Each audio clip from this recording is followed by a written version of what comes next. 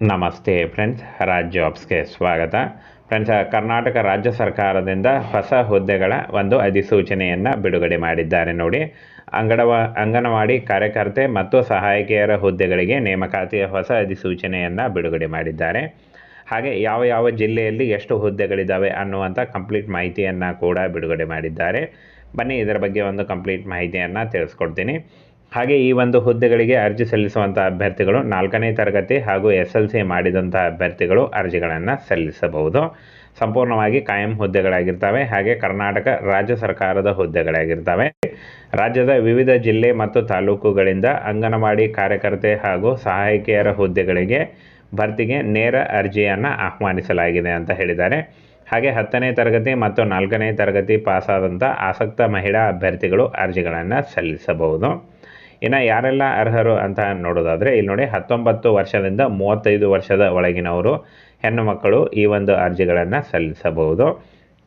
ಹಾಗೆ ವಯೋಮಿತಿ ಸಡಿಲಿಕೆ ಕೂಡ ಇರುತ್ತೆ, 10 ವರ್ಷಗಳ ವಯೋಮಿತಿ ಸಡಿಲಿಕೆ ಕೂಡ ಇರುತ್ತೆ ನೋಡಿ. ಹಾಗೆ ಇನ್ನು ವಿದ್ಯಾರ್ಹತೆಯನ್ನು ನೋಡೋದಾದರೆ SLC ಮತ್ತು 4ನೇ ತರಗತಿ ಆದಂಥ ಅಭ್ಯರ್ಥಿಗಳು ಅರ್ಜಿಗಳನ್ನು ಸಲ್ಲಿಸಬಹುದು. ಸಹಾಯಕ ಹುದ್ದೆಗಳಿಗೆ 4ನೇ ತರಗತಿ ಆದರೆ ಅಂಗನವಾಡಿ ಟೀಚರ್ ಹುದ್ದೆಗಳಿಗೆ SLC ಆದಂಥ ಅಭ್ಯರ್ಥಿಗಳು ಅರ್ಜಿಗಳನ್ನು ಸಲ್ಲಿಸಬಹುದು. ಇನ್ನು ಸವಲತ್ತುಗಳು ಅಂತ ಕೊಟ್ಟಿದ್ದಾರೆ ನೋಡಿ, ಅಂದರೆ ಸ್ಯಾಲ್ರಿ ಅಂಗನವಾಡಿ ಟೀಚರ್ಸ್ ಹುದ್ದೆಗಳಿಗೆ 8,000 ಇದ್ದರೆ ಅಂಗನವಾಡಿ ಸಹಾಯಕಿ ಹುದ್ದೆಗಳಿಗೆ 4,000 ಇರುತ್ತೆ. ಇದು ಜಾಸ್ತಿ ಕೂಡ ಆಗ್ತಾ ಹೋಗುತ್ತೆ. ಗೌರವಧನ ತಲಾ 1,000 ರೂಪಾಯಿ ಅಂತ ಹೆಚ್ಚಿಸಲು ಕೂಡ ನಿರ್ಧರಿಸಲಾಗಿದೆ ರಾಜ್ಯ ಸರ್ಕಾರ ಅಂತ ಕೂಡ ಇಲ್ಲಿ ಬಜೆಟ್ನಲ್ಲಿ 2023-24 ಬಜೆಟ್ನಲ್ಲಿ ಕೂಡ ಮಂಜೂರಾಗಿದೆ.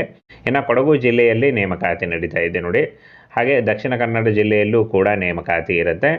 ಇಲ್ಲಿ ನೋಡಿ, ಜಿಲ್ಲೆಯ ಮಡಿಕೇರಿ ಯೋಜನೆಯ 3 ಅಂಗನವಾಡಿ ಕಾರ್ಯಕರ್ತೆ ಹಾಗೂ 4 ಅಂಗನವಾಡಿ ಸಹಾಯಕಿಯರು, ಸೋಮವಾರಪೇಟೆಯಲ್ಲಿ 3 ಅಂಗನವಾಡಿ ಕಾರ್ಯಕರ್ತರು ಹಾಗೂ 12 ಅಂಗನವಾಡಿ ಸಹಾಯಕಿಯರು ಮತ್ತು ಇನ್ನು ಪೊನ್ನಂಪೇಟೆಯಲ್ಲಿ ಇಲ್ಲಿ ನೋಡಿ 11 ಅಂಗನವಾಡಿ ಕಾರ್ಯಕರ್ತರು ಮತ್ತು 22 ಅಂಗನವಾಡಿ ಸಹಾಯಕರು. ಅರ್ಜಿ ಸಲ್ಲಿಸುವಂಥ ಅಭ್ಯರ್ಥಿಗಳು ಅರ್ಜಿಗಳನ್ನು ಮಡಿಕೇರಿಯ ಸೋಮವಾರಪೇಟೆ, ಪೊನ್ನಂಪೇಟೆ ಶಿಶು ಅಭಿವೃದ್ಧಿ ಯೋಜನಾ ಕಚೇರಿಯಲ್ಲಿ ಪಡೆದುಕೊಳ್ಳಬಹುದು ಅಂತ ಹೇಳಿದ್ದಾರೆ. ಹಾಗೆ ಅರ್ಜಿಯನ್ನು ಭರ್ತಿ ಮಾಡಿ ಮಡಿಕೇರಿ ತಾಲೂಕಿಗೆ ಒಳಪಡುವವರು ಶಿಶು ಅಭಿವೃದ್ಧಿ ಯೋಜನಾ ಕಚೇರಿ ಮಡಿಕೇರಿ, ಸೋಮವಾರಪೇಟೆ ಹಾಗೂ ಕುಶಾಲನಗರ ತಾಲೂಕಿನವರು ಶಿಶು ಅಭಿವೃದ್ಧಿ ಯೋಜನಾ ಕಚೇರಿ ಸೋಮವಾರಪೇಟೆ ಹಾಗೂ ವಿರಾಜಪೇಟೆ ಮತ್ತು ಪೊನ್ನಂಪೇಟೆ ತಾಲೂಕಿನವರು ನೀವು ಕಚೇರಿಯ ವೇಳೆಯಲ್ಲಿ ಅರ್ಜಿಗಳನ್ನು ಸಲ್ಲಿಸಬಹುದು ಅಂತ ಹೇಳಿದ್ದಾರೆ. ಹೆಚ್ಚಿನ ಮಾಹಿತಿಗಾಗಿ ಅವರ ಕಾಂಟ್ಯಾಕ್ಟ್ ನಂಬರ್ ಕೂಡ ಇದೆ ನೋಡಿ.